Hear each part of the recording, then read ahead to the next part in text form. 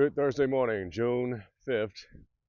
Come with me on my morning walk before the sun gets too hot. Today's in the 80s, mid 80s. So I'm trying to get my walk in the morning and then try to, get my walk at night with my wife. So today we're going to talk about how I got fired. I got fired from my 2 day a week security gig, sitting in front of, mansions and guarding the property of the extremely wealthy. Because the contracting company that I work for, they called me, they texted me at 11:30 p.m. the night before and asked me to do a gig, something I had never done before, to be a bodyguard, to go to Manhattan the next morning and to follow, some wealthy person around as he's, running his errands. That's a bodyguard. That's entirely different from what I've been doing for the last 3 years for these people, which is security guard, guarding a house. Very different. Bodyguard, you especially in Manhattan, you're bumping into the public. You may have to, I don't know, potentially talk to people, to put your hands on people. I'm not doing that. Not for $35 an hour. $35 an hour, I'm happy to stay in front of your house, prevent people from jumping over the fence. And, while it affords me the opportunity to read and play games and, do some videos, I'm happy to do that for you. I'm not talking to other people and, potentially put my hands on people for you. That ain't worth $35 an hour. Not when, when I had enough funds to retire, literally. I could have retired at 41. My wife could have retired at like 40. I don't need this job. So the whole point of this video is to say that, the whole point of saving up all this money is so that you can say fuck you to your job.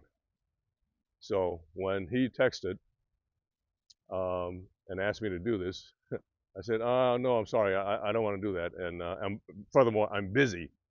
I'm already, come on, it's 11:30 at night. You asked me to do something in the morning, and I only work, like, it's not like I work 5 days a week. So the next morning, it's not like I would have been working anyway.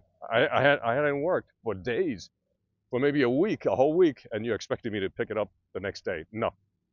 So I said no, and he said, okay, nice working with you. I said, okay, be well. And that's it.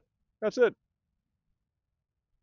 He doesn't need me, and I certainly don't need him, right? So that is the whole point of saving up, all this money. So it's so that you have the freedom to say no to your boss, the freedom to say, no, I don't need to wake up the next morning and go to work. That is the whole point. It's not to become necessarily filthy rich, It's not to hoard money for the sake of hoarding money. All right, it's not to, like now I'm buying, a couple of nice cars and stuff like that. It's not to, be able to buy nice cars. I mean, that is a nice additional effect of it, but that's not the point. The point is to be free from the rat race. Okay, so save up your money and be free from this whole system.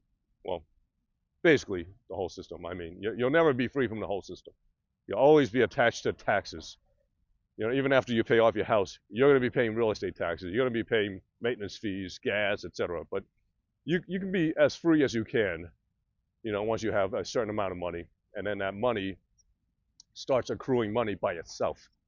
Like the snowball effect that Warren Buffett talks about. Once the snowball gets to a certain size, it gathers its own snow without you helping. It just rolls down the hill and gets bigger without you helping.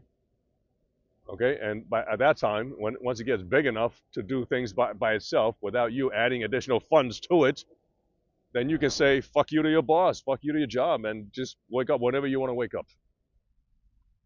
All right, food for thought. Be well.